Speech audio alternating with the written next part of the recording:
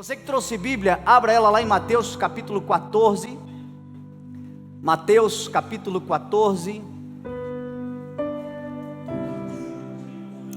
Vamos para a palavra do Senhor.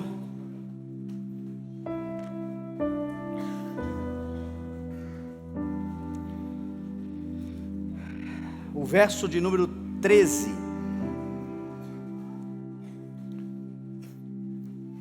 Diz assim a palavra: ouvindo o que havia ocorrido, Jesus retirou-se de barco em particular para um lugar deserto.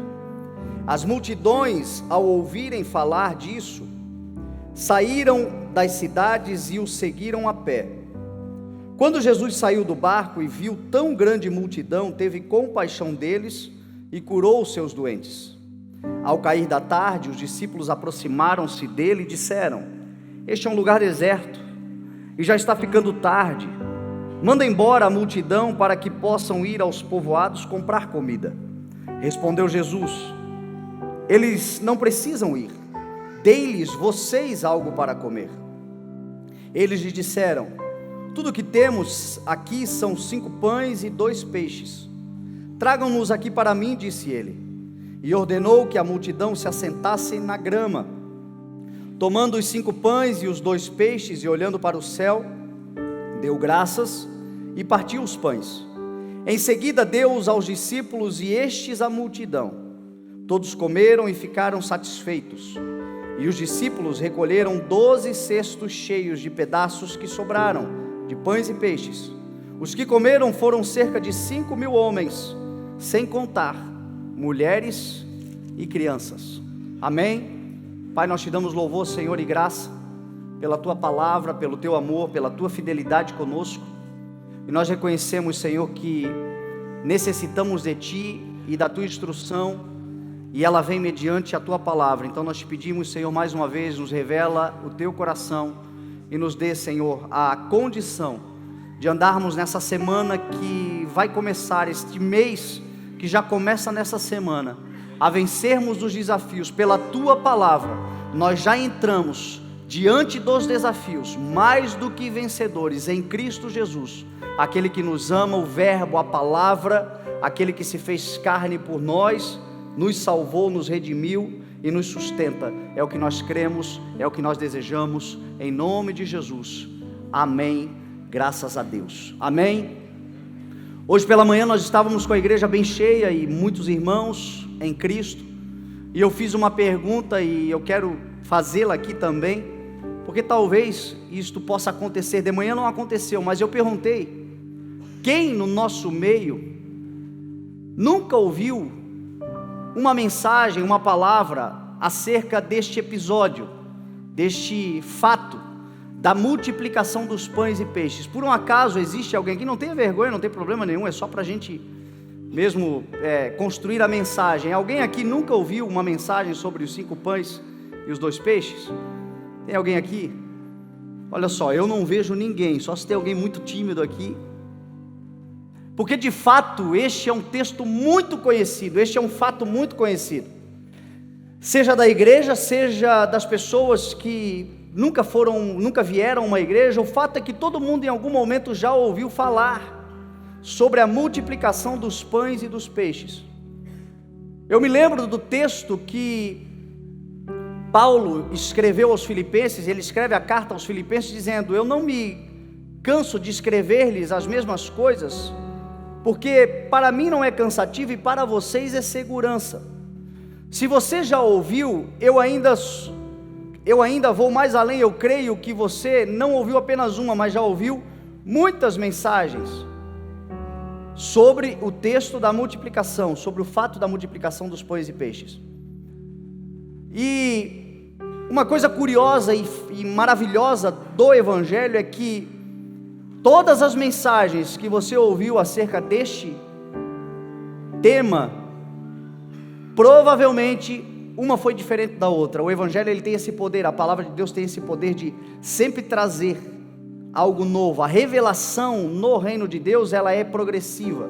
Eu mesmo já tive o privilégio de ministrar nesses 8 anos, algumas vezes esse texto, e todas as vezes que eu passei por esse texto, algo novo o Senhor me deu, e desta vez não é diferente, eu quero compartilhar isso com a igreja. A multiplicação dos pães e peixes, ela é muito conhecida e muito importante, porque ela ensina algo do coração de Deus para nós. Não foi esta a única, o texto do Evangelho, eu não sei o título da sua Bíblia, mas na minha, o texto diz assim, a primeira multiplicação de pães.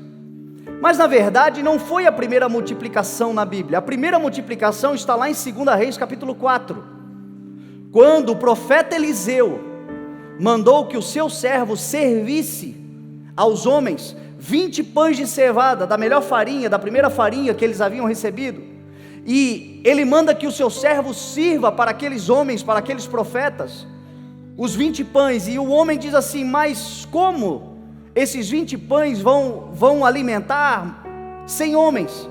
E ele diz assim, sirva a todos,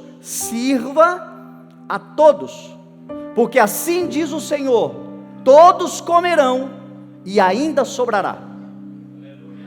E o texto diz que todos comeram, e de acordo com a palavra do Senhor mediante o profeta, todos comeram e ainda sobrou. Aí Jesus vem e faz essa multiplicação, e ela é tão importante que ela é um dos poucos textos, eu não me lembro de outro, mas ela é um dos poucos fatos na Bíblia que é mencionado pelos 4 evangelistas. A multiplicação de pães e peixes, eu não sei se você sabe, mas Mateus, Marcos, Lucas e João, nem todos eles citam os mesmos fatos ocorridos. A multiplicação de pães e peixes está em Mateus, Marcos, Lucas e João. Ela é tão importante que Jesus não multiplicou apenas uma vez, mas multiplicou 2 vezes. E a segunda multiplicação também está, agora não nos 4, mas em 2 evangelhos. O que isto quer dizer? A única coisa que eu consigo pensar é que a vontade do Senhor é que todo o seu povo seja abençoado. O coração de Deus é que o seu povo seja ricamente provido de tudo aquilo que eles precisam, que a sua necessidade básica de subsistência seja provida. Nós vivemos uma era em que muitos dentro da igreja, nossos irmãos, nós vemos que às vezes um povo tem o que comer e o outro povo não tem o que comer. Nós vemos no nosso meio pessoas que estão abastecidas com a sua casa, com a sua geladeira, com as suas provisões, com aquilo que necessitam para subsistência básica, abastecidos, enquanto outros estão passando dificuldade em nosso meio. E esta não é a vontade do Senhor. A vontade do Senhor é que todos tenham daquilo que comer, beber e vestir. Esta é a promessa do Senhor sobre a igreja. Quando Atos se manifestou, o Espírito se manifestou em Atos 2, a Bíblia diz que o Espírito desceu e neles, no meio deles não havia necessidade. Todos tinham que comer, todos tinham que beber, todos tinham que vestir. Esta é a vontade do Senhor. Eu já ministrei aqui algumas vezes, o Senhor tem no seu coração o desejo de nos abastecer de tudo aquilo que nós necessitamos para cumprir o propósito dele na nossa vida, seja qual for o propósito. Se o propósito de Deus para a sua vida exige muitos recursos, o Senhor te dará muitos recursos, porque aquele que dá a visão é o que sustenta essa visão, aquele que nos chama é aquele que nos sustenta. Foi Jesus Cristo quem falou: não se preocupem, não tenham medo, não andem ansiosos por essas coisas. O Pai sabe que vocês precisam dessas coisas, e esse texto, essa multiplicação, ela vem para deixar bem claro que Jesus Cristo, que o Senhor não tem interesse em deixar o seu povo necessitado, e mais do que abastecer o seu povo, Ele quer satisfazer o seu povo a um ponto que todos comam e todos fiquem satisfeitos. Todos comam e ainda sobre, não para desperdiçar, mas para compartilhar. O reino de Deus é um reino onde há compartilhamento, onde há distribuição, onde há crescimento para todos. O reino de Deus é socialismo ao contrário. Porque nós vemos aí muitos países que a política social do socialismo deu errado, porque é uma política de igualdade, mas a igualdade é na miséria. Nós estamos vendo países como os nossos irmãos venezuelanos sofrendo, porque toda a população está sofrendo da inflação, caindo na miséria, um nivelamento, uma igualdade social por baixo. O reino de Deus não. No reino de Deus, o que o Senhor quer trazer é uma igualdade social, mas ao ponto que todos tenham aquilo que necessitam para viver o propósito do Senhor nessa terra, o suficiente para se abastecer e compartilhar. Esta é a palavra do Senhor para a nossa vida, e nisso nós podemos crer. E o Senhor fará isto através da sua igreja. Quando o Senhor diz assim: não se preocupem quanto ao que comer, quanto ao que beber e quanto ao que vestir, porque os pagãos é que correm atrás dessas coisas, mas o Pai Celestial sabe que vocês precisam delas. Quando Ele diz: olhem para os pássaros, eles não semeiam nem colhem, contudo o Pai os alimenta, vocês são muito mais valiosos do que pássaros. Quando Ele diz isso, Ele está garantindo que nós seremos abastecidos. A pergunta agora é: quem é o corpo de Cristo nessa terra? É a igreja. Então esse abastecer, este dar o que comer, dar o que vestir, dar o que beber, esta condição, essa responsabilidade de não apenas ter para si, mas de compartilhar, é da igreja do Senhor. Esta igreja manifesta o reino de Deus. O reino de Deus, sobretudo, é justiça. Justiça significa dar a cada um aquilo que lhe é devido. Em Cristo Jesus, aquilo que nos é devido é a herança do Senhor, é a abundância do Senhor, é a provisão do Senhor. Em Cristo nós temos o Éden restaurado dentro de nós, onde não há falta de nada, onde nós temos que cultivar e cuidar da abundância que o Senhor já tem nos dado. E esta é a palavra que está sobre a igreja: a tua casa terá pão sobre a mesa, a tua casa terá vestes para os teus filhos, a tua casa terá o que beber, na tua casa haverá a provisão celestial, e mais do que isso, da tua casa transbordará sobre aqueles que não têm, em nome de Jesus. Esta é a promessa do Senhor. E na multiplicação do Senhor Jesus, aqui Ele deixa muito claro: Ele vê um povo faminto, e Ele se move, e Ele ajuda, e Ele auxilia, porque aqueles que estão em volta do Senhor Jesus são cuidados. Será que você pode dar um graças a Deus, um glória a Deus pelo cuidado do Senhor com a sua casa?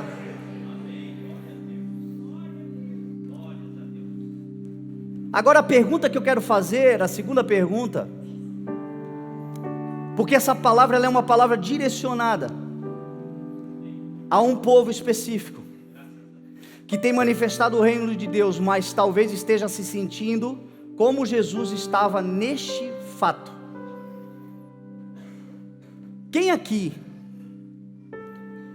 se sente fragilizado, fraco, muitas vezes, precisando de forças para si mesmo, e ainda assim se sente na necessidade de doar energia, força? Quem aqui? Você tem responsabilidade de ajudar, de auxiliar. Você tem um encargo, uma responsabilidade, um peso sobre as costas, de dar energia, de dar provisão, de ajudar pessoas nos mais variados aspectos. Só que na verdade é você quem está precisando de ajuda. Muitas vezes você tira a força da onde não tem. Eu quero falar hoje com pessoas que ocupam lugares na hierarquia social de provisão, de ajuda, de auxílio, de serviço. Talvez um pai de família que aqui está,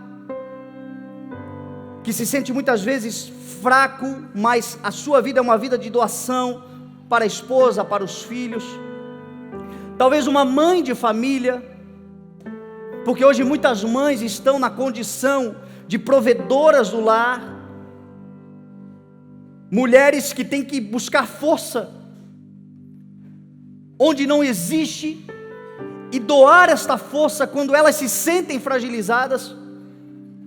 Talvez um professor escolar, mestres, aqueles que são responsáveis por ensinar uma geração corrompida e depravada, uma geração que está indo aos olhos humanos e naturais de mal a pior, e você está lá tendo que dar força, energia, conhecimento, compartilhar de toda a sabedoria e do saber que você tem dentro de você, mal remunerado, às vezes nem reconhecido pelos próprios alunos, pelos pais. Talvez você, um empresário, um chefe, um gerente, alguém que cuida de pessoas, que tem a responsabilidade de ajudar pessoas, mas o feedback, o retorno, a recompensa dessas pessoas não é aquilo que você merecia. Jesus nesse texto está exatamente assim. Jesus nesse texto está cansado, Jesus nesse texto está abalado, emocionalmente, fisicamente. Jesus recebe uma notícia trágica da morte do seu primo João Batista, que foi decapitado na prisão por Herodes. A filha da mulher de Herodes dança para ele, e ele se emociona com a dança dela e diz: eu te dou o que você pedir, até metade do meu reino. E ela, induzida pela mãe, pede a cabeça de João Batista numa bandeja, e João Batista é decapitado na prisão, e Jesus fica sabendo disso, e o abalo emocional foi grande, a tristeza foi grande, tanto é que Jesus olha para os discípulos e diz: vamos para um lugar solitário. Quando você está triste, você quer o quê? Sossego.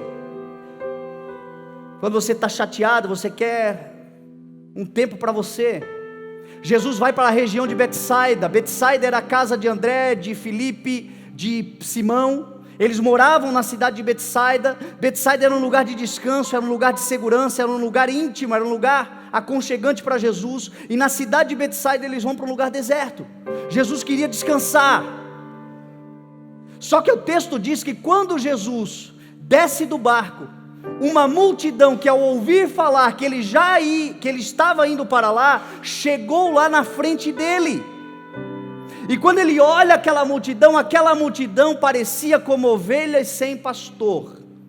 E Jesus se move de íntima compaixão. Lembre-se, essa multidão era interesseira. Essa multidão estava preocupada apenas com seus próprios interesses. Quantas pessoas aqui não percebem isso talvez? Você tem servido, você tem se doado, você tem buscado energia e força da onde não tem muitas vezes para compartilhar com pessoas, e o sentimento que você tem é de abuso. O sentimento que você tem é de interesse do outro, sem nenhum interesse em você. Jesus, ao olhar para aquela multidão, ele percebe que aquela multidão, ela estava com fome, ela estava preocupada com os interesses dela. Jesus estava precisando talvez de uma palavra de ânimo, e ninguém ali estava preocupado em dar uma palavra de ânimo a ele. Muitas vezes as pessoas que se achegam em nós, quantas vezes você que tem na vida esta função de prover, esta função de auxiliar, esta função de servir, essa função de ser um instrumento de bênção para pessoas, a pergunta para você é: quantas vezes alguém perguntou se você precisava de alguma coisa? Na maioria das vezes as pessoas não estão interessadas em nós, elas estão interessadas naquilo que nós podemos fazer por elas. Jesus Cristo, quando chegou e viu e percebeu isto, a Bíblia diz que ele se move de íntima compaixão. Ali no meio daquele povo tinha fariseus, que fizeram questão de andar algumas milhas apenas para pô-lo à prova lá do outro lado, apenas para preparar armadilhas para ver se conseguiam, pessoas que já estavam tramando a sua morte. A multidão ali é sinônimo de interesse, de egoísmo. Mas Jesus se move de íntima compaixão. A primeira coisa que eu quero deixar bem claro para você hoje: se você tem um coração voluntarioso, servo, não deixe que nada corrompa isso que você carrega. porque isso será ricamente recompensado pelo Senhor. A crítica aqui não é para as pessoas, elas sempre existirão. Não é para a multidão, isso sempre acontecerá. A exposição dessa verdade aqui é para que você que tem o coração doador, você que tem no teu coração o Espírito de Deus, que é um espírito de serviço, não permita que nada corrompa aquilo que você carrega, porque a recompensa de tudo aquilo que você é e faz, não virá de homens, mas virá do Senhor. O Senhor se moveu de íntima compaixão por aquele povo. Você sabe o que é compaixão? É mover-se pelas entranhas. Quando ele olhou aquele povo sofrendo, quando ele olhou aquele povo aflito, quando ele olhou aquele povo angustiado, a Bíblia diz que ele senta com aquele povo e ele começa a compartilhar daquilo que ele tem, cada um dá daquilo que tem. Jesus começa a ensinar o povo, Jesus começa a curar o povo. No domingo passado nós falamos muito sobre os dons do Espírito. A mensagem está na internet, você pode pegar ela completa, mas lá em 1 Coríntios 12 fala dos 9 tipos de dons, e um dos dons que nós falamos aqui na semana passada foi exatamente o dom de curar. E o dom de curar na Bíblia Sagrada significa o dom de desviar pessoas do erro, de libertar pessoas do cativeiro, de levar pessoas à salvação em Deus. O dom de curar é o dom que algumas pessoas têm de mudar ambientes de tragédia para ambientes de paz.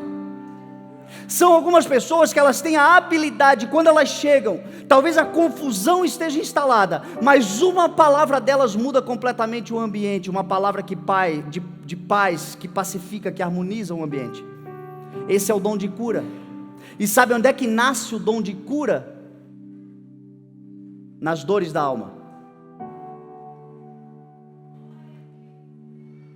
É exatamente, meu irmão, porque você foi tentado a desistir, desprezado pelos valores que você talvez depositou sobre pessoas, e você foi tentado a desistir, mas você não desistiu, que você pode ensinar sobre perseverança. Esse é o dom de cura.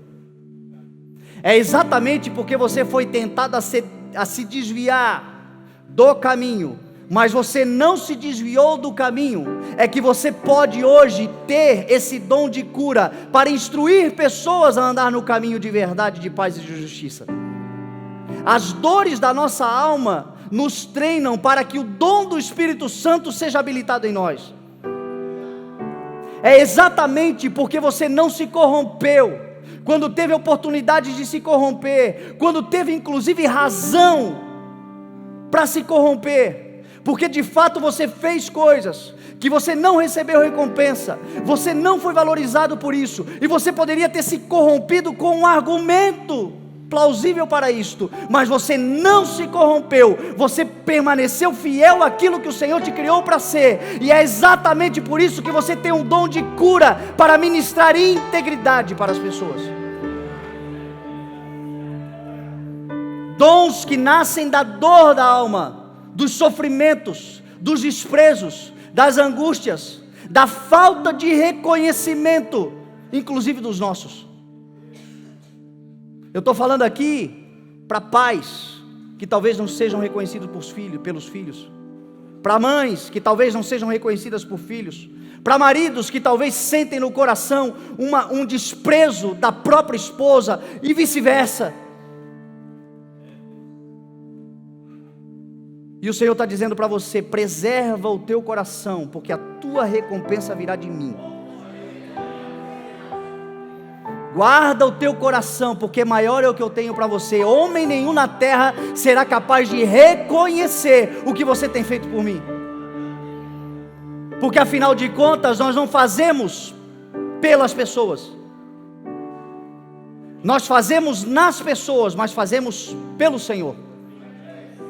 Quer comais, quer bebais, quer façais qualquer outra coisa, faça tudo para a glória do Senhor. Nós servimos a Deus no outro. Igreja não tem finalidade na terra senão servir a Deus. A igreja está na terra para servir ao Senhor, mas o serviço ao Senhor da igreja se dá no outro. Nós podemos adorar, levantar as mãos, glorificar ao Senhor, temos momentos de alegria, mas o verdadeiro serviço, a adoração é assim, mas o serviço é assim. É no outro. Só que o outro muitas vezes é interesseiro, é egoísta, não reconhece, não valoriza, não lembra, é ingrato. E aqui está um povo assim, e Jesus se movendo de íntima compaixão, e agora, Jesus ensinando e curando o povo, desde manhã talvez, até o cair da tarde. A Bíblia diz que ao cair da tarde, Jesus passou muito tempo servindo esse povo. Ao cair da tarde, os discípulos chegaram para Jesus e disseram: mestre, manda esse povo embora, porque já é tarde, nós estamos num lugar deserto, e não há comida, esse povo precisa comer. Manda esse povo embora. Eu acredito que parte dessa frase dos discípulos tem a ver com fazer justiça, tem a ver com se queimar, se doer pela dor do outro. Esses discípulos acompanhavam Jesus, viam o preço que Jesus pagava em oração, em busca, em fidelidade a Deus, em serviço ao povo, em amor às pessoas. E talvez ali no meio daquele povo, Jesus curando, Jesus ensinando, e gente reclamando, e gente murmurando, e gente desprezando. Talvez parte da mensagem deles, da frase deles foi assim: Senhor, manda esse povo embora.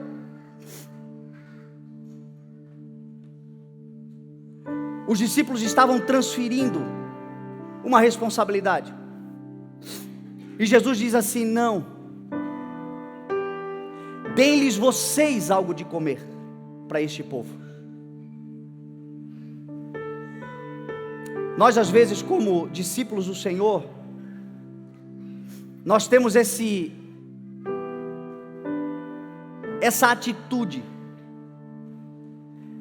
de transferirmos responsabilidades que são nossas. Aqueles que afirmam andar com o Senhor devem andar como Ele andou. Hoje a expressão do Senhor na terra se dá pela igreja, e se existe algo que a igreja tem responsabilidade na terra, é com a justiça social, é com cuidar das pessoas. Provérbios 3, 26, 27 vai dizer que nós não devemos negar o bem a quem dele precisa, quando for possível para nós. Não devemos negar o bem a quem dele precisa.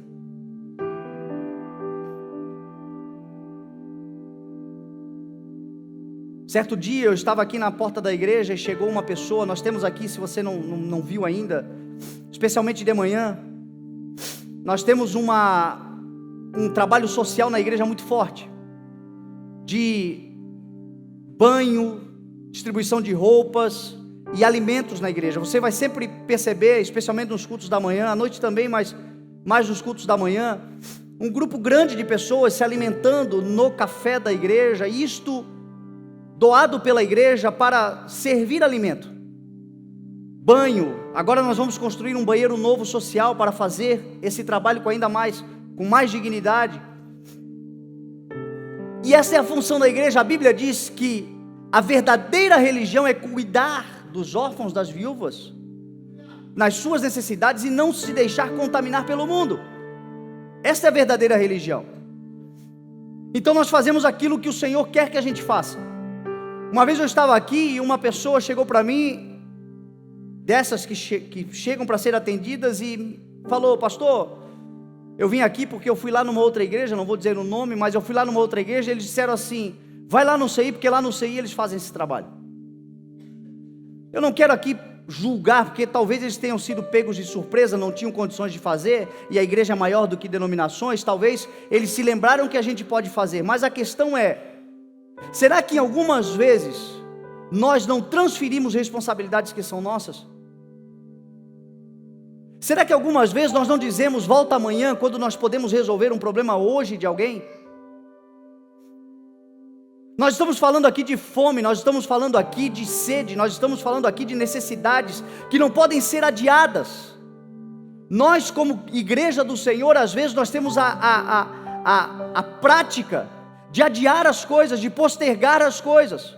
E o Senhor está dizendo: nós temos o dia de hoje para fazer coisas extraordinárias e maravilhosas sobre vidas de pessoas. O hoje é o dia que o Senhor nos deu, hoje é o dia que o Senhor fez, hoje é o dia de nos alegrarmos, hoje é o dia de nos regozijarmos, hoje é o dia de fazermos algo que de fato seja útil por pessoas, hoje é o dia de nós praticarmos a verdadeira religião.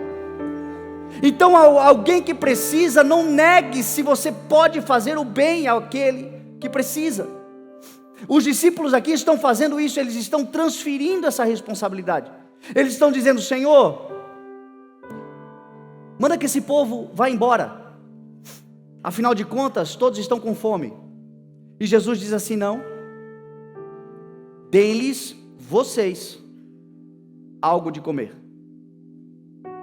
Jesus disse que as nações que ficarão à sua direita e serão recebidas como benditos do Pai para um reino preparado desde a criação do mundo, são aqueles que ele teve fome e lhe deram de comer, teve sede e lhe deram de beber, estava nu e foram vestidos, estavam presos e foram visitados, estavam enfermos e foram acolhidos. E aquelas nações dirão: Senhor, nações, o Senhor está falando de nações, são povos. A nação brasileira tem responsabilidade. A nação brasileira é uma nação extremamente abençoada com recursos naturais, para ela e para aqueles que precisam. Quando, Senhor, fizemos? Quando aos meus menores vocês fizeram, a mim vocês fizeram. Você sabe qual é a recompensa? A entrada pela porta da frente, de cabeça erguida, ao reino celestial. E os discípulos estavam transferindo, e às vezes nós temos essa prática. E essa prática não se dá somente porque o coração está endurecido. Não, você tem o Espírito Santo. Não é porque você não tem dentro de você o Espírito que te motiva a isso. É porque talvez você já foi tão desvalorizado, você está de coração fechado.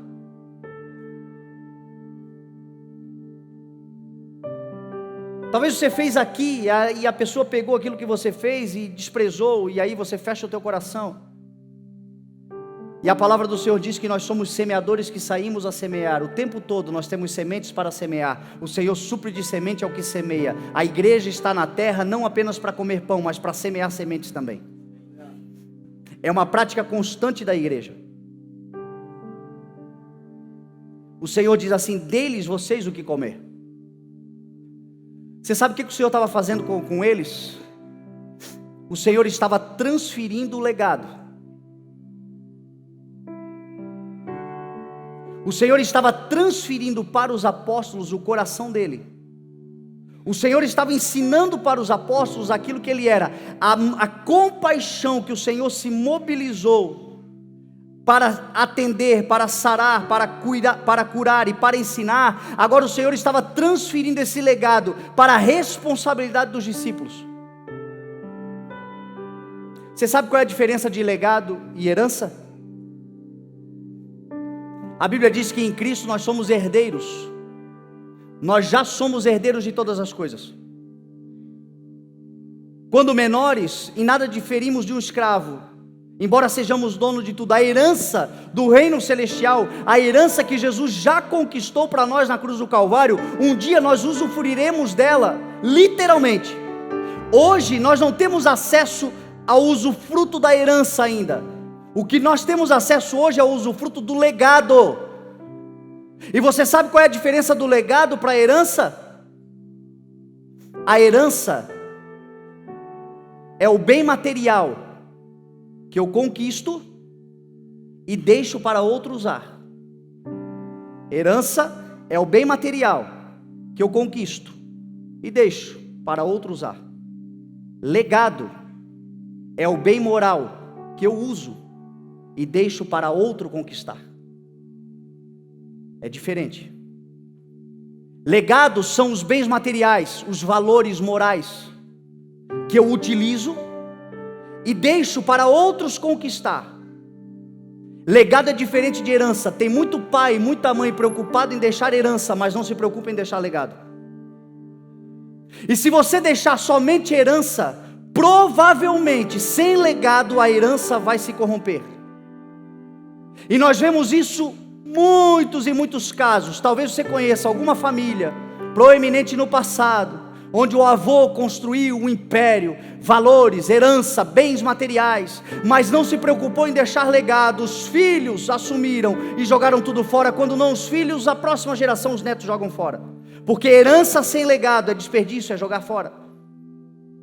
Tem muitos pais preocupados em deixar herança. Se você pode deixar uma herança, glória a Deus por isso, mas maior do que a herança material que você pode deixar para os seus filhos usufruírem, é o legado moral do Evangelho em você, que você utiliza todos os dias e você pode deixar para que eles conquistem nessa terra. Quem conhece a nossa história, a minha história particular, sabe que o meu pai, quando faleceu, toda a herança, o meu pai construiu uma herança, e a herança que o meu pai construiu nos foi roubada.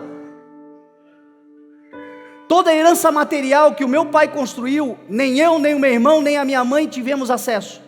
Foi nos tirado tudo.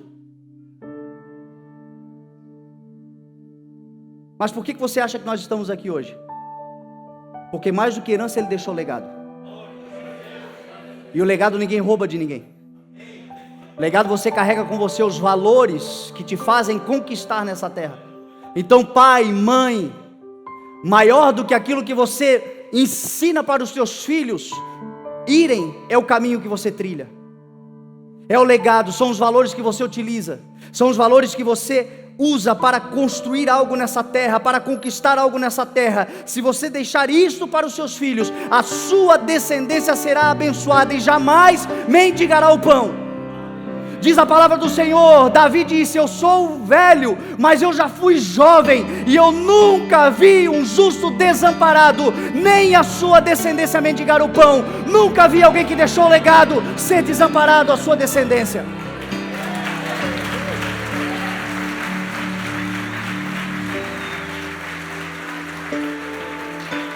Herança é bom, mas melhor é legado.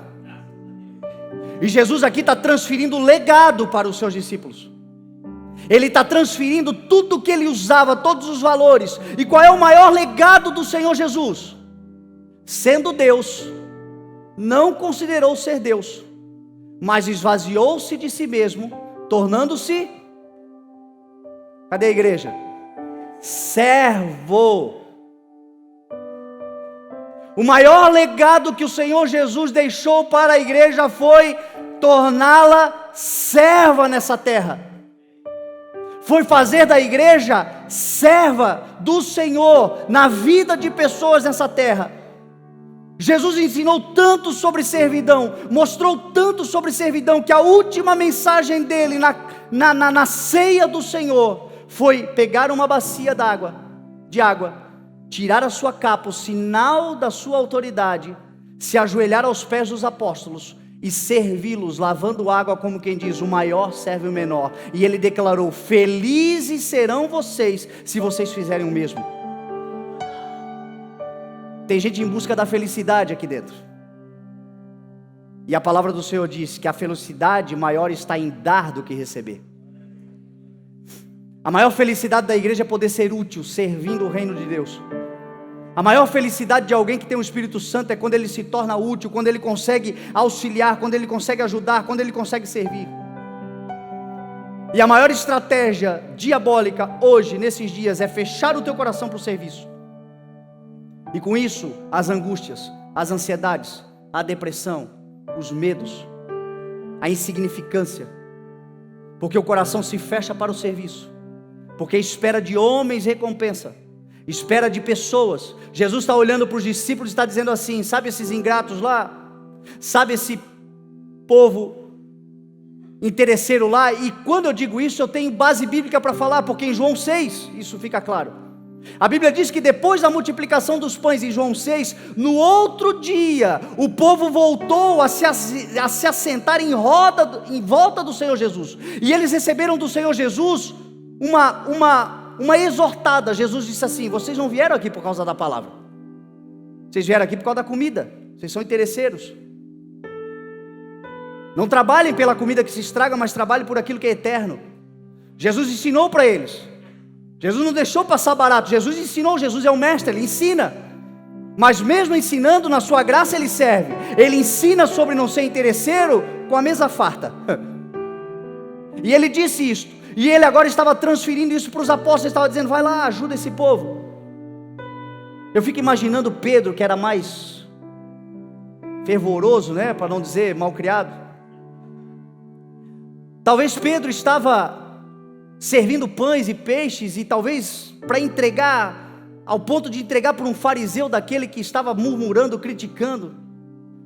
Eu fico imaginando Pedro: entrega, não entrega, entrega, não entrega, entrega, não entrega, olha para Jesus. E aí Jesus, com aquele olhar, diz assim: Pedro, se o teu inimigo tiver fome, dê de comer.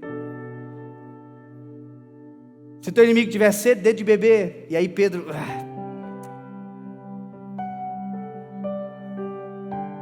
E ele está ensinando isso para a igreja hoje. Porque fazendo assim, a igreja montou brasas vivas sobre a cabeça. E o arrependimento, o constrangimento vem pela manifestação do amor. O amor do Senhor nos constrange, diz a palavra do Senhor. É pelo amor que nós podemos constranger as pessoas, não é pelo juízo. O juízo não cabe à igreja, a igreja cabe servir. Vão por todo o mundo e façam discípulos de todas as nações. Homens e mulheres que têm o coração servil, o desejo de servir. Jesus agora ensina a eles: vai lá, serve esse povo, serve essas pessoas, sirvam, dê-lhes vocês algo de comer. Quando ele diz isso, a Bíblia diz em João 6 que para Filipe ele faz uma pergunta: como haveremos de dar comida para todo esse povo? E a Bíblia diz que ele faz essa pergunta a Filipe apenas para pô-lo à prova, porque ele já tinha em mente o que ia realizar. O Senhor sempre estará no controle de todas as coisas. A pergunta do Senhor para nós não é para saber o que nós pensamos, é retórica. O Senhor está no controle de todas as coisas. E o Senhor está querendo dizer para você: apesar dos teus recursos serem sempre menores do que a necessidade, eu estou com você e eu sei o que eu vou fazer. Porque quando ele fala para Filipe, Filipe diz assim: nós temos 200 denários, o que é isso para uma multidão? A Bíblia fala de 5.000 pessoas, fora crianças, fora mulheres. Nós estamos falando aí de um povo mais ou menos de 15.000 pessoas. 200 denários era o trabalho diário. Um denário, o trabalho diário de um homem, alimentaria ali 200 pessoas. Nós estamos falando de 5.000. O que é isso para tanta gente? Será que nós temos que gastar isso? A Bíblia diz que André chega e diz: nós temos aqui um menino com 5 pães e 2 peixes. E Jesus diz assim: tragam para mim. Sabe qual é o outro ensinamento que o Senhor está nos dando para nós vivermos a multiplicação do Senhor sobre a nossa vida? Depositarmos toda a nossa confiança, dependência e esperança no Senhor, com tudo aquilo que nós temos, ainda que tudo que temos seja pouco. A minha vida, os meus recursos, a minha capacidade, as minhas habilidades, talvez elas sejam insuficientes até mesmo para mim e para os poucos que me cercam, mas na mão do Senhor elas são potencializadas e grandes coisas podem acontecer. Sabe o que a igreja precisa aprender de uma vez por todas? A igreja precisa aprender de uma vez por todas que o Senhor, Ele não é apenas uma possibilidade, Ele é a prioridade. Às vezes nós tratamos o Senhor como uma possibilidade forte, poderosa, é uma alternativa. O culto de domingo, a congregação, a palavra do Senhor, o Evangelho, é uma possibilidade, mas não é apenas uma possibilidade, é a prioridade da vida daquele que serve ao Senhor. Quando o Senhor disse: tragam para mim, os discípulos estavam depositando toda a esperança naquele que pode todas as coisas. Ele é que pode todas as coisas. Creia no Senhor, tudo é possível que crê. Para Deus nada é impossível. O anjo Gabriel fala para Maria, uma jovem assustada, que iria gerar o Filho de Deus. Ele olha para ela e fala: para Deus nada é impossível. Para a mulher do fluxo de sangue ele diz: a tua fé te curou. Para Jairo ele fala: Jairo, não temas, tão somente creia.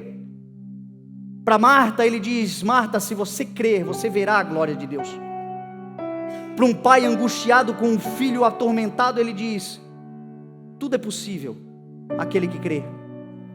O que todos esses homens tinham em comum? Depositaram toda a sua esperança no autor e consumador da nossa fé, o Senhor Jesus Cristo.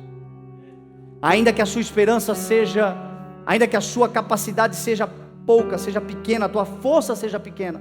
Talvez hoje você esteja dando energia, doando energia a pessoas, mas a tua força você diz: eu sou pequeno. A palavra do Senhor diz que o poder dele se aperfeiçoa na tua fraqueza. Confia no Senhor. A palavra do Senhor fala que o Senhor é o primogênito, o primeiro, a primícia dos céus. O Senhor deu a nós a primícia dos céus. E a igreja deve aprender a priorizar ao Senhor em todas as coisas, e você verá a multiplicação do céu sobre a sua vida. O Senhor recebe o pão, recebe o peixe, os pães e os peixes. E a Bíblia diz que o Senhor olha para o alto e Ele dá graças. Esta, meu irmão, é a chave mestra para a abundância do Senhor sobre a sua vida. Gratidão. A gratidão escancara as portas dos céus.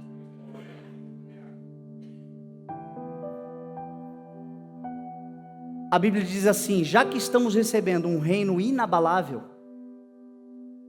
Hebreus 12, portanto, já que estamos recebendo um reino inabalável, sejamos agradecidos, e assim adoremos ao Senhor de modo aceitável, com temor e tremor. Sabe qual é a adoração aceitável ao Senhor? A adoração de um coração grato. Salmos de número 50 diz assim: que o Senhor, que o sacrifício que honra o Senhor é o sacrifício da adoração. Aquele que oferece da gratidão, aquele que oferece a sua gratidão em sacrifício, honra-me, e eu mostrarei o caminho da salvação. Gratidão, meu irmão, traz a provisão do céu sobre a igreja. Será que nós agradecemos por um prato de comida em cima da mesa?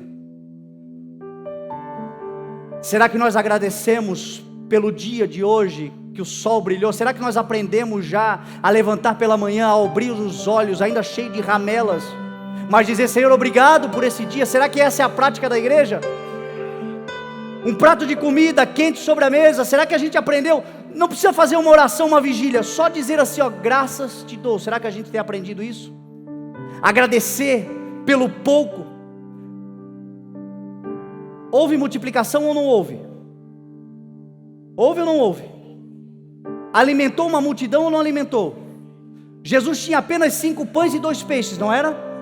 Você não vê na oração de Jesus ele pedindo para multiplicar. Jesus não pede multiplicação, Jesus só agradece e a multiplicação acontece. Às vezes nós estamos pedindo para o Senhor: Senhor, eu preciso de mais, eu preciso de um aumento salarial, eu preciso de uma porta aberta, eu preciso de algo que o Senhor precisa fazer. Se o Senhor é Deus da minha vida, o Senhor abre porta, porque o Senhor abre porta que ninguém fecha. Mas a verdade é que nós não estamos agradecidos por aquilo que já temos, ainda que seja pouco. É a gratidão no pouco que nos leva sobre o muito. Você não precisa orar para o Senhor abrir portas, apenas agradeça tudo que o Senhor já tem te dado, e a abundância e a multiplicação vai começar a se manifestar, porque Deus é um Deus que abre generosamente as comportas dos céus àqueles que dão graças por tudo que tem, ainda que seja pouco. O inimigo quer nos transformar em murmuradores e nos fazer semelhantes ao povo de Israel, que não entrou ninguém por causa da murmuração. Apenas 2 disseram: glória, agradecemos ao Senhor. A terra é boa, tem gigante, mas é boa, tem adversários, mas é boa, tem dificuldades, mas nós cremos na promessa. Nós damos graças ao Senhor que nos tirou do Egito e nos trouxe até aqui. O Senhor que nos tirou do Egito, que nos alimentou com maná no deserto, com água da rocha, com cordonizes, com cuidado do fogo à noite e coluna de nuvem de dia. Este mesmo Senhor, nós somos gratos a Ele, sabendo que Ele continuará nos ajudando. Samuel disse: até aqui nos ajudou o Senhor. Ebenezer seja dado ao Senhor. Uma igreja grata experimenta a multiplicação. Jesus só olha para os céus e dá graça. Ele dá graças. E ele parte o pão. E mais uma vez, ele poderia fazer sozinho. mas Ele contou com os discípulos. Deus não precisa de nós para fazer nada, mas Ele conta conosco para nos ensinar o seu coração e deixar o seu legado se manifestar mediante a sua igreja na terra. Ele dá os pães aos discípulos, Ele parte. O que diz a palavra? Lance o teu pão sobre as águas e depois de muitos dias tu acharás. Reparta o que você tem com 7, até mesmo com 8, porque você não sabe o dia de amanhã. Eu nunca vi alguém que reparte e ter falta. Todo aquele que reparte um dia conta com a provisão do Senhor. A Bíblia diz que eles partiram e repartiram o pão com a multidão. Todos comeram e ficaram satisfeitos. E no final, sobraram 12 cestos cheios, com os pedaços de pães e de peixes. A pergunta que eu te faço é: quantos discípulos tinha? Jesus tinha 12. Sobrou um cesto cheio de pães e peixes para cada um deles. E eu fico imaginando que Pedro, Tiago, João, André, Bartolomeu, Filipe, os apóstolos, Tiago filho de Alfeu, Tiago filho de Zebedeu, eu fico imaginando Judas, até Judas estava ali no meio distribuindo pães, e foi abençoado, miserável. A graça de Deus é extraordinária. E a Bíblia diz que eles serviram e receberam. Sabe qual é a sensação que eu tenho? Que enquanto eles serviam, porque este é o coração da igreja, é isso que eu quero que fique aqui como um ensinamento da mensagem. Quem tem o coração servo tem a impressão de que ele nunca vai sobrar para ele. Parece que você está doando toda a vida e ninguém reconhece, e nunca vai chegar a tua hora. Parece que você está sempre lá no fim da fila. Parece que nunca as portas se abrem. Você vê um contando testemunho, você vê outro contando testemunho, e você está ali servindo, e você está ajudando. Você está com fome também, mas o Senhor te mandou servir primeiro. E eles foram servindo. Eu fico imaginando que, tá, e aí? São 15 mil pessoas, a cada pão um milagre, a cada pão um milagre, mas vendo um milagre na vida do outro e o estômago roncando. Mas o fato é que quando acabou, sobraram 12 cestos cheios, porque o Senhor não fica devendo nada para ninguém. Todo aquele que coloca o coração na obra do Senhor será abundantemente recompensado, é o que diz a palavra. Nós lemos Mateus 14, em Mateus 19, Pedro vai fazer uma pergunta para Jesus: Mestre, nós deixamos tudo para te seguir, o que será de nós? Você pensa que eles não tiveram dúvidas? Jesus falou assim: em verdade vos digo, que por causa da regeneração de todas as coisas, quando o Filho do Homem vier no seu trono glorioso e se assentar para julgar as nações da terra, vocês que me serviram, os apóstolos, também se assentarão em 12 tronos e julgarão as tribos de Israel. E todos, agora inclui nós, e todos aqueles que deixaram casas, irmãos, irmãs, pai, mãe, filhos e campos, por causa de mim e do meu nome, receberá 100 vezes mais e a vida eterna. Portanto, muitos primeiros serão últimos e muitos últimos serão os primeiros. A pergunta que eu te faço agora é: quer ser o último ou quer ser o primeiro?